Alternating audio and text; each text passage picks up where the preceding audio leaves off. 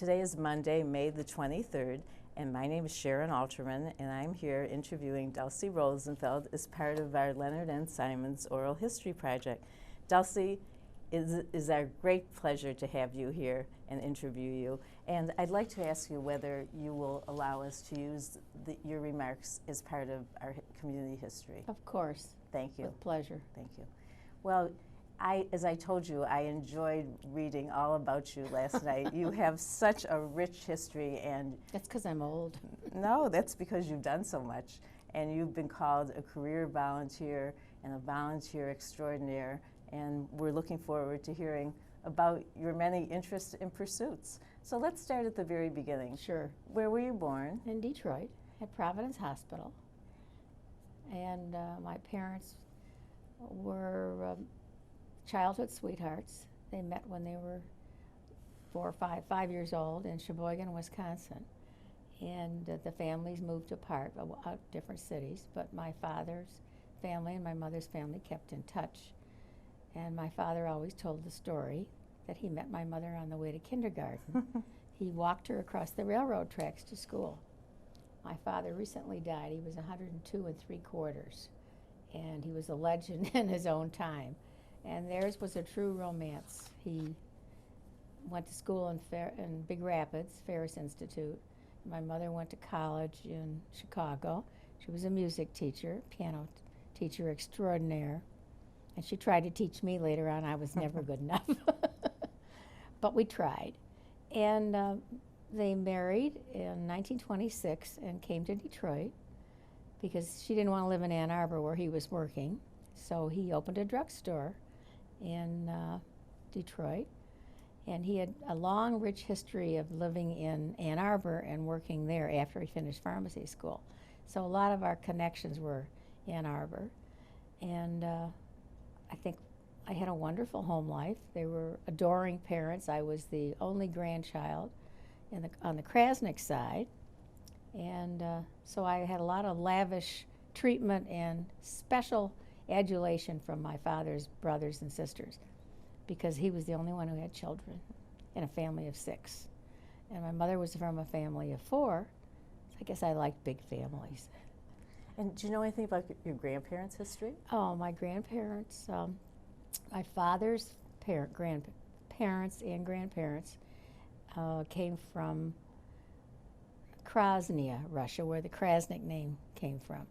And my grandmother, my father's mother, was the daughter of a rabbi, Rabbi Elazar Kaplan in Sheboygan, Wisconsin. And my father was raised by them from the time he was 8 till he was 13 because his family lived in Holly, Michigan. And there weren't any Jewish schools in Holly, so he was educated there. And I remember going to visit this rabbi with the long white beard, and I thought it was rags, but it was just tzitzis under his vest. I was remember, oh, he's dirty, when I was 3 or 4 years old. And I remember my father's grandmother, Bubby, was maybe 4'6", and she wore her shadel, and I always thought, I was a little scared of her, but the white beard never bothered me. He was a fun kind of a rabbi. And I think that I would say my childhood was a wonderfully happy childhood. I got a bicycle when I wanted it.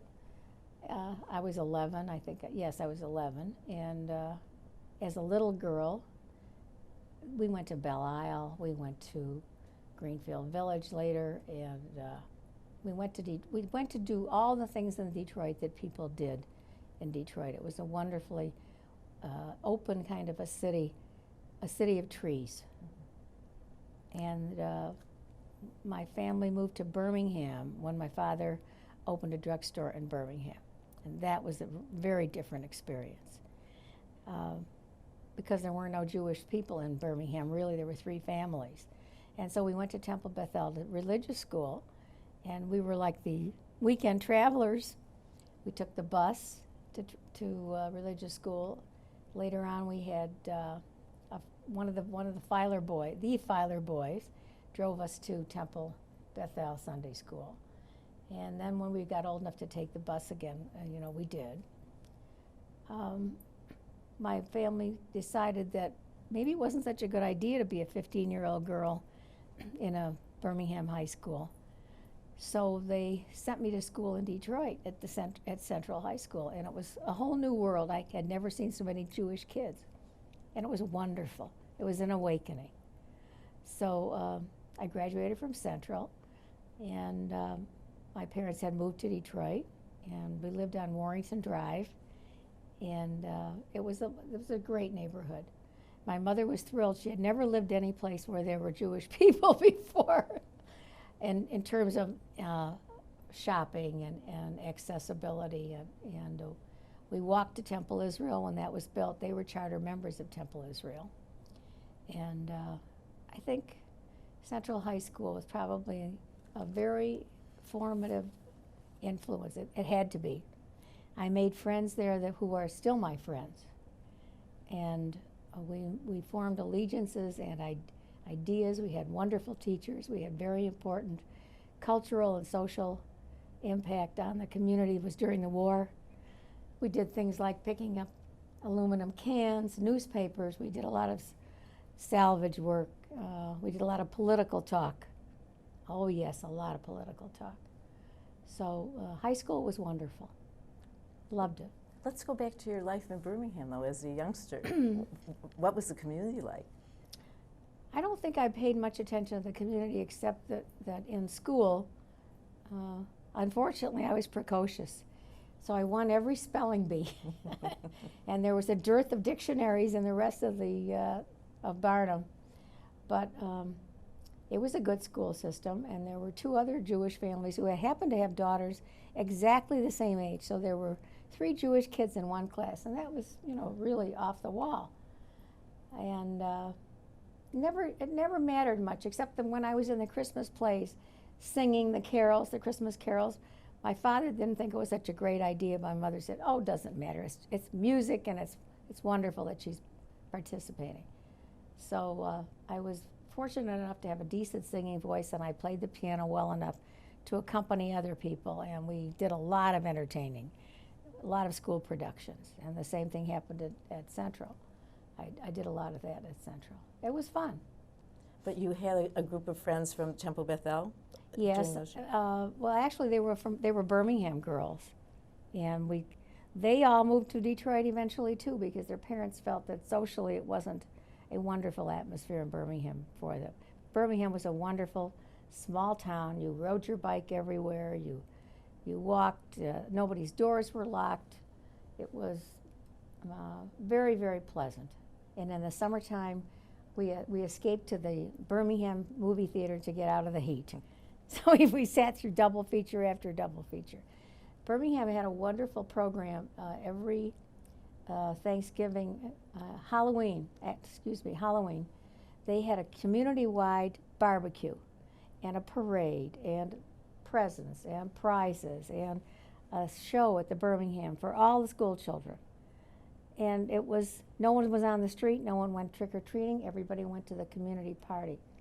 It was a great idea, and it would be nice to be emulated other places if that were possible now.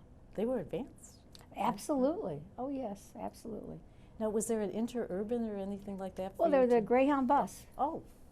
Greyhound bus took us to Detroit. And when I lived in Detroit, of course, I was on the streetcar to go downtown, but we took the bus to schools. Unless you had a car. I never had a car. In fact, I didn't learn to drive till I think I was 20, 21 years, just before we got married. So when you went to Central, did you take leadership roles there? Sure, I was a class officer. Oh. I was the treasurer of the class of 45, and my campaign manager, Eleanor Rosenhaus, made badges for me. They were called Piggy Bank Dulcie, and that was my trademark. And I happened to be elected both 12B and 12A, and it was a wonderful class. And I loved the kids that were 2 years ahead of us, the people in 11th and 12th grade when I was a 10th grader. And as I say, when I came there, it was an awakening. And I've never forgotten Central, and most of the people around me haven't either. And then I went to Michigan. I went to college there. And I used to bring my laundry home like everybody else. but I lived at Stockwell Hall, and I got involved in projects there, and I was in, various honor societies, freshman honor societies, SOF things, and I participated in government, student government, and was elected to several honor societies in my senior year. And then I met Norman Rosenfeld, and he thought, well, I'm home from the service, and you're 18 years old, 19 years old. You don't have to finish school. And oh yes, I did have to finish school. So we went together off and on and became engaged in 1948, and were married in February 49. I finished school early and went back for graduation. How did you meet him? I met him at a party. A lot of guys had just come back from the service, and they had taken out 18-year-old girls when they left for the service, and now all those girls were married, so they were ready to take on the new 18 and 19-year-old girls.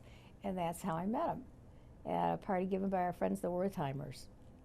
And my father, being a pharmacist, had a lot of friends who were pharmacists, and that was his major charitable activity, the Escalapians. Mm-hmm. I believe they're not in existence anymore, but it was an organization of Jewish pharmacies. In those days, there were loads of independent drugstores all over.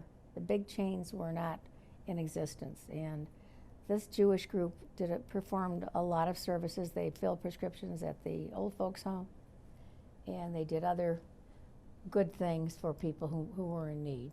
So the Escalapians were my first introduction to organized charitable activities.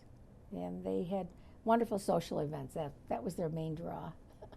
Was your mother involved in anything outside of the home? Not really. No, she was well, she was involved in the Escalapians, and she belonged to Hadassah. Well, that was her main charitable activity. And she was interested in anything musical, and took me to every musical production there was to go to. In fact, when I was 3 or 4 years old, she was taking me on the bus downtown for ballet and tap and all those things near the Fox Theater. I think the whole school participated in a stage show production where we were snowballs, and we threw snowballs at the audience. I must have been 4 or 5 at the time, and she was sure I was going on to great things in the theater. Alas, didn't happen. What were some of your other interests in high school, though? In high school, I was on the newspaper, The Student. We had a wonderful, maybe other people have talked about him, Spencer Fishbane, who was the guiding light of the student publication. And there were so many people who were qualified to run the newspaper that he had to make 2 staffs, the blue staff and the white staff, because everybody was a good writer and everybody wanted to be on the paper. So he apportioned the jobs very parsimoniously, I thought. I was a co-club editor, I remember, with Reva Hertz, and she's still my very, very dear friend. We worked together on the paper. We had wonderful assignments. I remember going to interview Paul Robeson when he appeared in Othello, and we took a picture, and the shadow of Paul Robeson on the backdrop there is still something I remember. And he was very accommodating. Here we were, these 16-year-old girls, discussing his career, and he couldn't have been more accommodating. That was one highlight of my newspaper career.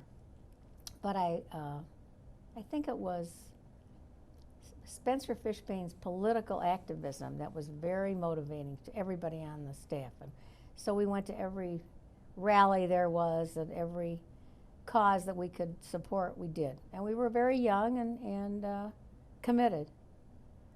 I think that was the beginning, huh?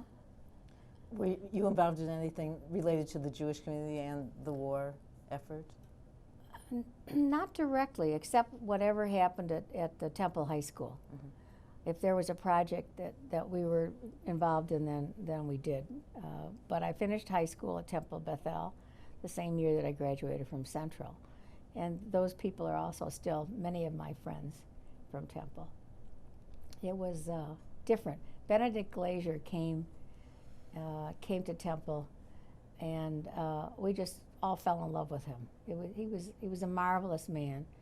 And when it came time for me to be married in 1949, Norman's family were members of Temple Beth too, and we had to have Benedict Glaser. And it was most meaningful to both of us to have him marry us.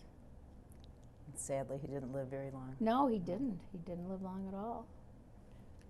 So after you married Norman, then the fun happened? began, yes. Well, I say my family, I had always said, well, how many children do you want? He said, oh, I don't know, how many do you want? And I said, 4. And nobody really believed us, but over a period of 9 years, we had Jill, who just turned 55, and just yesterday, and then Nancy, and then Hank, and then Jim, and happily for us, Jim and his family live in the Detroit area. He's an attorney with Bussalong. He has 2 wonderful boys, and his wife Peggy is terrific, teacher in the Birmingham school system. And she's from the Boston area, but she's been here for 18 years almost. And Jill and Evan and their 2 children are in California, Del Mar. Jill is an activist. She's involved in many organizations, but mostly right now the Foundation Fighting Blindness. Her husband Evan is an attorney. And my daughter Nancy is a criminal defense attorney in San Diego. And Hank is a freelance writer and journalist in Santa Monica, California. So the 3 oldest are in California, and Jim, the baby, is here. He loved being called a baby. So you had a busy life as a young mother. Oh, somebody asked me, well, how did you feel about having 4 children? I said, it wasn't the 4th, it was the 3rd, because I realized I only had 2 hands, and when I wanted to cross the street, we would have to have number 3 hang on to number 2 to cross the street. Outside of that, I think I managed. All the pictures of me with the 4 kids, I seemed fairly happy. You know, you do what you have to do, and it was a very good life. We were part of the crop who were married right after the war, and we were happy to find an apartment, and we lived at Blackstone Manor with the mud when they first built them. And then we lived on steel, and all this in Detroit. And then I had mud again while I sprinkled the lawn that was growing. And we lived in Detroit. We moved to Hamilton Road in the 60s and stayed there until the last child left home, I guess, yes. And then they built the riverfront apartments on the river. And I had always said, well, if they ever build anything on the river, let's move there because we don't need the big house anymore. And sure enough, they took us at our word and they built the apartments. And we lived at the riverfront from the time they opened in 1984 until just 2 years ago. And we loved it. We loved being downtown. We have a commitment to the city. Norman's business, Sibley Shoes, was always downtown. The headquarters were downtown. And so I felt we should stay in the city. So we did. And all this time, you were doing a lot of other things, because I know in 1968 you got the Sylvia Simon Greenberg Award, so that must mean that you were doing a lot of activism. I guess so, because I became active in Hadassah, and I worked on the campaign when we used to go door to door. We would take our kids in our strollers, and the women's division used to meet at the state fairgrounds. Oh, we had wonderful rallies. We met at the state fair. If you think about it, we met at the state fairgrounds, a couple thousand women, and we would be exhorted to do this, do that, and we raised money mostly in our own neighborhoods, but sometimes we get in the car, put the kids in the stroller in another neighborhood, and go door to door asking for contributions to the campaign. That seems kind of outdated now, but it was pretty wonderful. Did you do that all on the same day? We did it one day. We had a one-day Women's Day. I can't remember what it was. G-Day. It was called G-Day. Yes. Of course. How could I forget? And I had been active in Hadassah, and I was a group president. And I was involved in the campaign. And then one day, someone called me and asked me to do a committee job.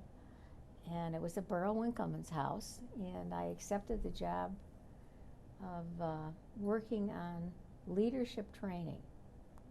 Pretty sure that was it. So I accepted. And one thing led to another, and pretty soon I was doing fundraising in various categories, and I was asked to join the women's board. And the rest is history. Well, there's a lot of history there. There's so many agencies that you were a part of. Are there any specific things that stand out in your mind? I was very privileged. I served on the Hebrew School Board, now the Agency for Jewish Education, when it was in the midst of a flux. But then isn't it always? And I was on the board of the Jewish Community Center and on the board of the Jewish Vocational Service. And I think I've lost track maybe, huh? Sinai Hospital? Well, the Sinai Hospital Guild, yeah. It's still a very wonderful organization. And I gave most of my time to the women's division because that was my love. I really felt that women could do so much. And eventually I was asked to be I was chairs of various committees, and we did a lot of things that were dropped for a while and then brought back into circulation, like what's called the newcomers. I would say it's Shalom Detroit, probably. And one of the first teas we had, which was, I did it with, excuse me, Susie Hop, and we asked Lynn Davidson to have a group at her home, and we had Jenny Jones come to speak, and we invited people who had no involvement in the Federation to come and learn about Federation in the Women's Division. So that sort of snowballed, and we did many of them, and many of the people that are still involved with Federation first met the Federation picture and us at events like that. It was a very informal gathering, but it really paid off. People were touched, and we reached them, and then eventually we asked them for money to support everything that Federation does in the community and overseas. So that was a very important project. But I did lots of others, and I think my first love was always fundraising. But the most important thing any of us can do is involve other people in our dreams and our hopes for realization of those dreams. Did you have any mentors? I know you mentioned Jenny. I had lots of mentors. I had mentors in Hadassah who would poke me in the back and say, "Get up, Dulcie, talk," like Dora Ehrlich and Leetta Eisenberg and Diane Hauser, who was a wonderful mentor. Then when I became involved in the women's division, every president that I worked with, was privileged to work with, was most supportive and said, do this, do that. Do you want to do more? Do more. So people like Esther Jones, Barbara Marcuse were most instrumental in my doing more and becoming more involved. And the fundraising led to positions on the national boards and going on missions and working with people like Ruthie Broder, who preceded me as campaign chair, which was the best job I ever had. Not working with her as campaign associate, but as the chair. I always say that's the best job. But becoming president of the women's division was wonderful. It was a great time. It was a wonderful time to be the president. And we had lots of contributors. I think our contributor base has slipped, even as our population has grown. And it's a problem for us that we don't have more contributors. I think that's one of the big things facing us. We raise a lot of money, but we really we aren't reaching quite everybody. I think that the missions that have been planned in the past and the one in the future have done a lot to help us reach out. The center is really remarkable in its outreach program.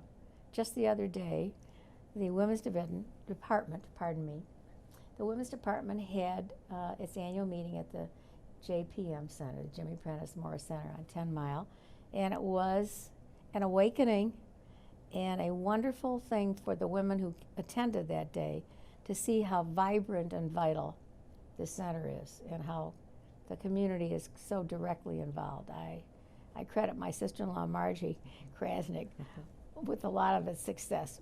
But I remember coming to a meeting with Frida Stolman, who was another wonderful, wonderful influence on my community life, to a meeting at the 10 Mile Center when things were not so wonderful.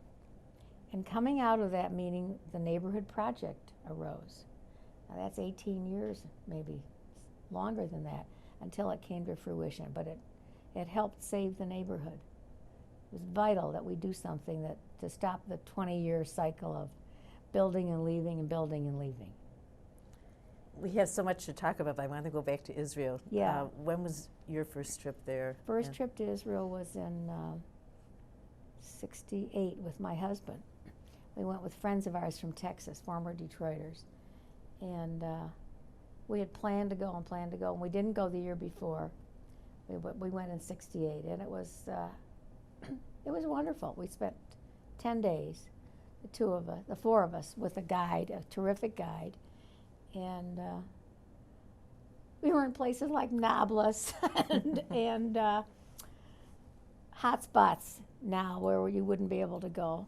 At the time, I remember our guide, Shmuel, carried a pistol in the car, and he didn't show it to us until we were on the road someplace. And then he showed us, and none of us were happy that he had showed us the pistol because it made us a little bit leery about where we were going. Anyway, it was great for us to go, and the men and Barbara and I thought it was wonderful. We had a wonderful time. And later on, Ken became president of his center in El Paso, and Norman was always involved in the retail division of the campaign. That's really how I got involved in campaign, was that he was involved. And he was chairman of the shoe division. In those days, they had mercantile and divided each one into the trades and professions and the various divisions of retail. And all those things have gone by the board because those entrepreneurial skills are not being used. People are working for corporations or they're doing other things. What did you bring back from that first trip to Israel in terms of your community life? Well, it was, besides the ancient artifacts, well, only reinforced our involvement. I was asked to speak a couple of times, probably more. I remember my study group was very bored with my Israel trip. I must have talked about it incessantly. And then 7 years later, I went on a mission. And that changed my life. How? 1975, I went on a women's mission. And it was led by Sylvia Hassenfeld. A marvelous, wonderful lady, gorgeous to the nth degree. She traveled like a countess or a queen. There we were in Poland. We went to Poland, Romania, and then to Israel, which was a wonderful way to do it because you came out of the shadows into the light. And there were 25 of us. And it changed all of us because we were the second group to go to Auschwitz, and we were in Krakow, and we were in Bucharest, and we were in Yash, and we were in other places in Romania. And we had a reunion, not the next 2 years later, we had a reunion at Peggy Tishman's house in New York. She had this magnificent penthouse, duplex on Park Avenue, and she did the saga of the 25. And there were many Detroit women who joined us. They weren't just, Ruth and I and Jane Sherman were the Detroiters on the mission, and then when we got to Israel, we were joined by Edie Mittenthal and Reva Taubman Stacker. And I just was looking at the pictures the other day that were taken on the lawn of David Hartman's house, where we all caucused finally after this 12-day trip. And it was just remarkable, a remarkable group. People from all over the United States and Canada, the 28 of us. And we used to see each other at national meetings all the time, but we had a special bond, a very special bond. And you've had involvement in the Council of Jewish Federations as well? Yes, yes, I was a vice president, a vice chair there, and I enjoyed my work in the Council of Jewish Federations. A very fine organization. It's now been merged with the other group. Give me the title because I've lost it. And all Detroiters that have been involved have risen to posts of national importance. We've had so many wonderful representatives from Detroit chairing that group. And actually, my federation career as a vice president was very interesting on the Board of Governors. And I was a vice president when Frida Stolman was the vice president also. She was the first woman. It might have been the second, I don't recall. But it was not the time for a woman to be president of the Federation. They hadn't gotten to that point yet. Took a while. Let's talk about the role of the women today. How's it changed? How do you see it change? Well, I think it's all for the better because women's sensibilities are different from men in terms of people skills and attitudes toward social problems. I think that Penny Blumenstein was super, and a woman president was long overdue, and she fulfilled everyone's expectations and beyond. She was just wonderful. She's a brilliant, bright, lovely lady, and I remember her first experience with the women's division, and it was the women's division yet. We had her do a briefing meeting for the campaign at her home. She was very reticent, very not anxious to speak, and she blossomed into her full capability. So she's one of our major success stories in every sense. And there are so many others. I mean, Jane Sherman is, without a doubt, an international figure. Mm-hmm. I'm very proud of the women's department. And it's hard for me to say department. I get it mixed up. 6 on your time. It's really, anytime I ever went to a national meeting and to do a report or a presentation, and I did a lot of them, starting with when I was given the Young Leadership Award in 1968. It's always, oh, Detroit is so great. Oh, Detroit is the best. Finally, I said, okay, it is. It is. Another time when I did a report on our emergency call line, our Jewish Information Service.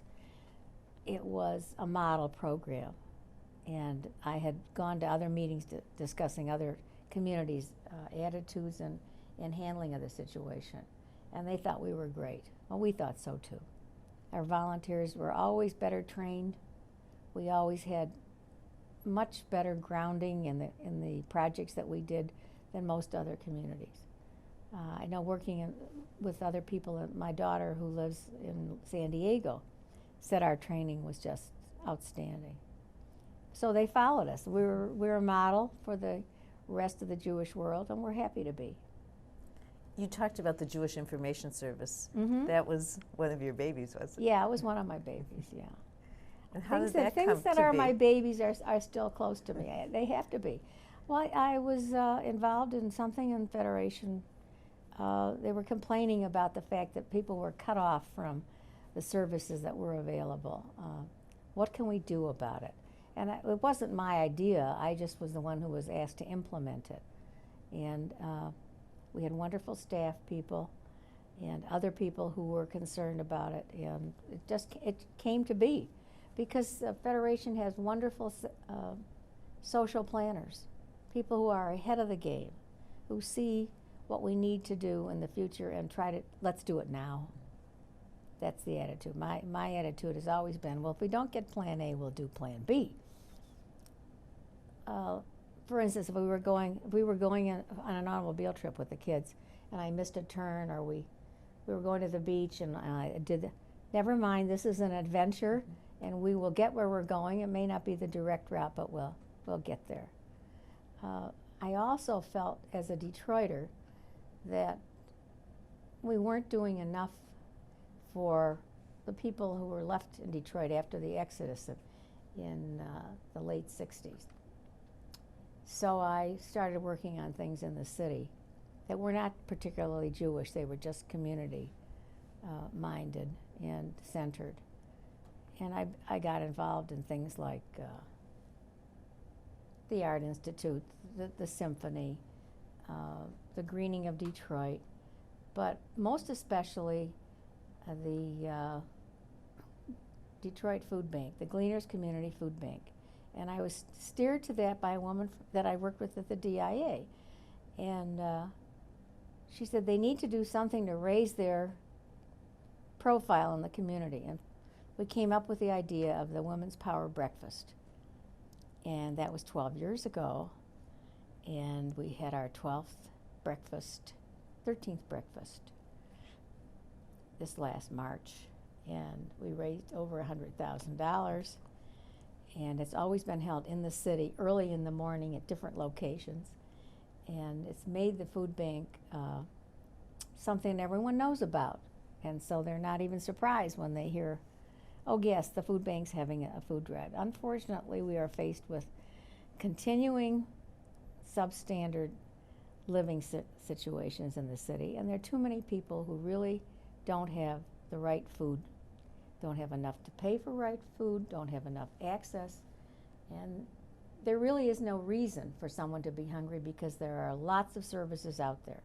And the food bank serves all of southeastern Michigan as a resource for kitchens like the Capuchin and the Salvation Army and many, many, many churches and community centers that come to this food bank, pick up their food, pay for some of it, get the rest of it donated, and take care of people who need to eat. And 47% of those are children.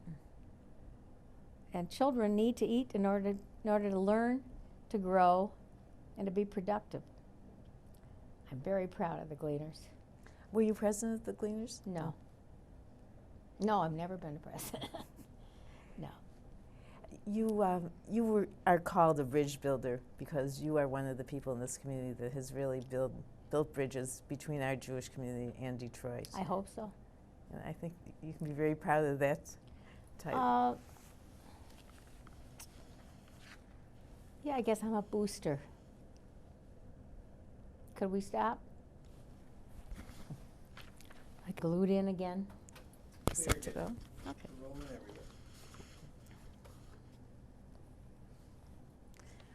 You asked me about the Butzel Award, which was obviously a high point in anyone's community life. It's the kudo, the recognition by the community that you've done significant things in the community, and that's why it's so special. So I'm very, very pleased and proud to have been among those numbered, and I can't believe that it's 10 years ago that I received the award. And I think I spoke about the people who had preceded me and the women with whom I had worked, most of whom never received a Butzel Award, but were certainly worthy of that kind of recognition. And it's a thread, the golden thread. I'm a person who cries at supermarket openings. That's good. And we were speaking about your life in Detroit and how rich it was and how many memories you have.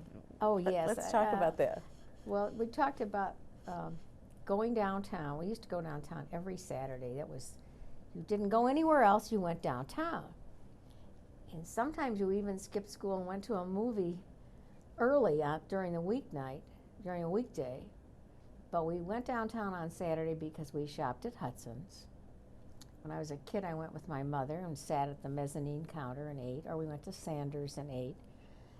On a hot summer night, my father would drive us down to the foot of Woodward, and we'd go to Verner's. Luckily, the Boblo boats were still in existence when Norman and I moved to the Riverfront Apartments in 1984, and when our children came to visit, they took a Boblo cruise, so they had the experience of the good things that are possible in terms of recreation in the city. We used to go to Belle Isle, and when we'd come downtown on the bus with the girls, a couple of guys, but mostly the girls, during high school, it was just fun. It was what kids miss today. I really don't think they can have as much fun hanging around a mall as they can being outdoors, walking on the sidewalks with people of every description. And the parks were great. We lived right near Palmer Park. And we lived near Palmer Park when my kids were growing up. We lived right behind Palmer Park, actually, on Hamilton. And the kids had the best of all possible worlds. They had the Detroit golf course behind them and the Palmer Park in front, so all the ball games were plenty of green space. And downtown meant a variety of shopping. It was a pleasure. A variety of movie houses, and they were palaces. They really were. Mm-hmm. Thank God the Fox was redone, and we have that to visit again and to have as a community asset. When my kids were little, later on, when I had my own children, I would drive them to the children's concerts. The same thing my mother had done with me. It was nice that the circle was continuing. And they recall that I always rushed to get out of Ford Auditorium so we could get out fast, get the car out fast so we could get to lunch fast. And in those days, children were dressed. They wore jackets and ties. The boys wore jackets and ties. The girls wore coats with hats. And the children's concerts done by Walter Poole were wonderful. They were outstanding. I cannot say that every child of ours is a devotee of classical music, but at least I tried. And they heard music all the time. We had the radio going in the house, and I had classical music playing, and I liked to sing, so I used to sing around the house. So music is there for them, and they all like it, and they all have different tastes, but I'm pleased that they like music, and our grandchildren do too. And you still are involved with the symphony, are you not? Yes, yeah, we're still involved with the symphony, and I want to tell you that going to the party that they gave for Naomi Yarvi, I can't believe it's 16 years ago, was a highlight. It was just a marvelous community event at a reclaimed site in downtown Detroit in the Stroh building. And they had this marvelous party for him, welcoming him to Detroit. And the symphony has flourished under his baton. And it's time for him to leave, and it's very bittersweet for his departure. But the new auditorium, the orchestra hall reborn, is the Max Fisher Music Center, is a crowning achievement. I'm thrilled to be a part of it.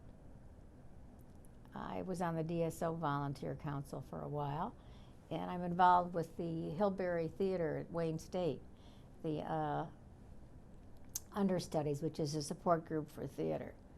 And that's also very important to me. They do terrific work. The young people who are part of the theater are very talented, and so many of them are successful now.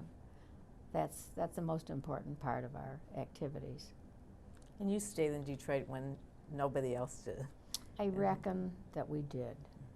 We just thought it would be a good idea to put our money where our mouths were. And Norman and his brother kept their business headquarters downtown and moved from the Fox building to the Renaissance Center. So there was a Sibley Shoes around for a long, long time, up until just a couple of years ago, actually. But you still keep your involvement in the city, even though you... Oh, yes, I'm still involved. I'm downtown a couple of days a week. I'm on the board of the Detroit Historical Society, and I'm on the Detroit Historical Commission. I'm a booster, I told you. I have a very deep affection for the city, and I'm lucky enough to be involved in it. So that part is very, very good. And they're lucky to have you. Oh, thank you. Thank you. I think we're coming about to the end of our interview, but is there anything that we missed? in terms of our discussion? No, we just talked about me, and I guess that's what this is about, but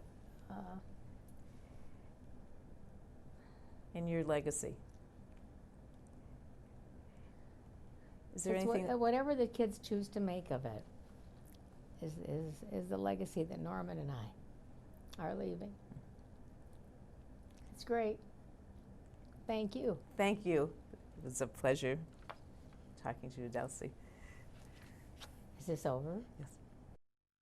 June 22nd. My name is Sharon Alterman, and I'm here with Dulcie Rosenfeld, and we are finishing our oral history interview. There were a couple things that we didn't talk about when we last met. So, Dulcie, anything that you want to add, go right ahead. As I was saying, being the president of the women's division, that's what it was called then, afforded me the opportunity to be involved in a great many other activities, because by virtue of the position, I was in line to be the general chairman of the Conference of Federations annual gathering, and it was here in Detroit in 1980. And it was at the brand new, practically, Renaissance Center, which was then a puzzlement to all, and a marvelous venue for that kind of a gathering. We had a record number of attendees, 3,000, and the people at headquarters in New York said that's not a fair estimation. And we said, why? Well, it's because you have so many locals. And I said, well, that's what's so wonderful about this particular gathering. It was an occasion where Menachem Begin was the prime minister of Israel and appeared. And I can remember looking out of windows of the hotel and seeing blockades set up in front of the Renaissance Center, in front of the entrance to the hotel. Mr. Begin entered in an emergency vehicle. He couldn't arrive in a limousine. He had to be ushered in surreptitiously. It was the first time that we had metal detectors at a conference like that. And it was a measure of how unsettled the world had become and how difficult the situation in Israel was getting worse and worse. But it was a remarkable gathering all the way around. I think it probably was the first General Assembly where they served Coney Island hot dogs, kosher to be sure, and at which so many people became involved that we retained them later as volunteers in the Federation. It was a highlight, I would say, in all the activities I was privileged to be part of. The next thing I was asked to chair, actually I forced my way into the job, was the Precious Legacy exhibit, which was at the Detroit Institute of Arts. And it was in 1985. And we learned that it was going to be traveling, the Czechoslovakian Jewish heritage. And I had contacted Washington and asked if Detroit could be put on the list of cities where it was going to be shown. And through the acts of various gentlemen in Detroit, the kind interjections by Paul Zuckerman, by Alan Schwartz, by Max Fisher, by several other gentlemen who shall go unnamed, but not forgotten, we were able to obtain that exhibit, and it was at the DIA, and it was Sam Sachs' first big exhibit. He had just come to Detroit. So we had a wonderful turnout. We had a big opening gala and a wonderful committee. I keep saying wonderful. I guess that's, but it truly is a descriptive word that covers the whole area. And there was some discussion that the exhibit itself were not works of fine art, but they were the remnants and symbols of a lost heritage and civilization. And it was an exhibit that the Nazis had hoped to establish as a forgotten and dead civilization. And that's what was so triumphant about its appearance here. Definitely a highlight. And I was privileged to be the chair. The next thing I think I did was, in terms of events, was working on the anniversary of the charities in the Federation. And we got Coleman Young to show up at 163 Madison by dint of the fact that Norman and I lived in Detroit and we were highly visible Detroit residents, so he sort of had to come. But it was a memorable anniversary. That was the year that we had the concert at Meadowbrook and so many other accompanying events. And I wasn't the overall chair, but I was involved heavily and enjoyed being a part of it, having the whole committee at our riverfront apartments. And that was great. And after that, I was really more involved in things in the city than in the Jewish community per se. Being involved in the DIA and the symphony led me somehow to the Gleaners Community Food Bank. And I'm really wrapped up in that right now, as well as the Detroit Historical Commission and the Detroit Historical Society. They're all dear to my heart, and I'm thrilled to be a part of them. The other offshoot of being that kind of a volunteer, as Norman calls me, our children sort of got the bug. And we never said, oh, well, you've got to do this or you've got to do that. But by example, they are all four involved in events and affairs of their communities. Jimmy and Peggy live in town, and Jim is involved with the Big Brothers and with mentoring students in college and high school. And he's an attorney. And in California, Jill and Evan were even young leadership winners in San Diego several years ago. They have done everything in the Federation and right now are involved heavily in the Foundation Fighting Blindness because it affects their two children. And they've done a wonderful job in initiating fundraising and having events that had never been done before. And our daughter Nancy is a criminal defense attorney in San Diego, and she does a lot of pro bono work, and as well as being involved in trials of notoriety. And Hank, our freelance writer, he calls himself a folk journalist in Santa Monica, California, is very involved in his Jewish community in the local area.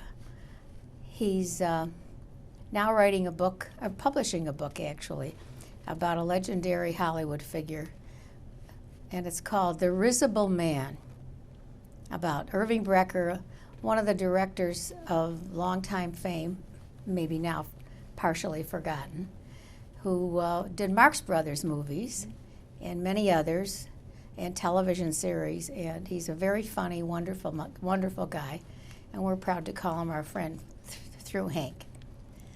All in all, you get much more than you give when you're involved in this community. It's a pleasure talking to you.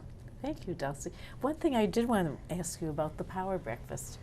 Can you Okay. The tell us Power a little Breakfast bit more came about to be when I was asked to visit the Gleaners and see what I could do about raising their visibility in the community.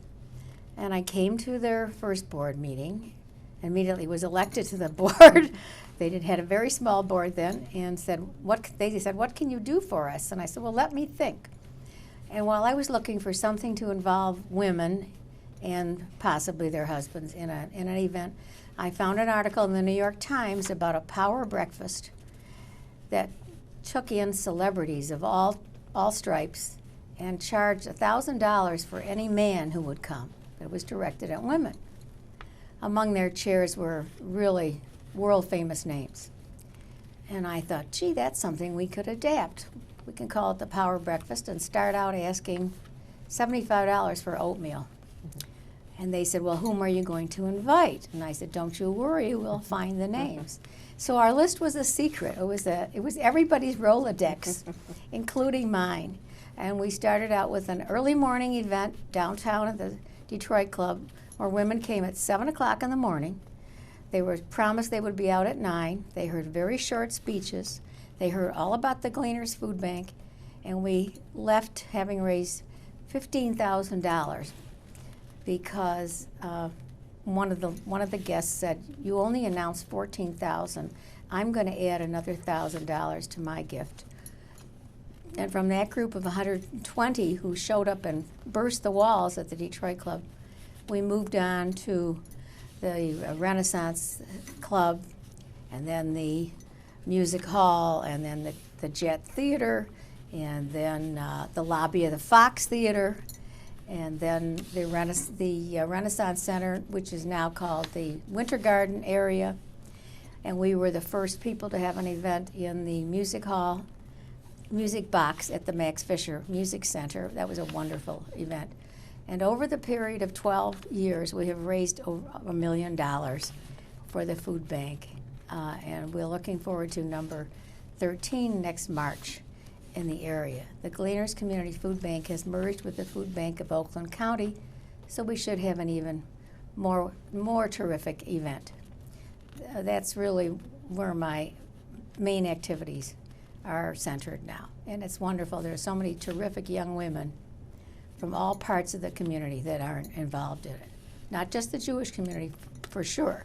This is out there for everyone because it's a universal need. And what about the Greening of Detroit? Is that another of your interests? Oh, that's fun because I was in on the beginning of that.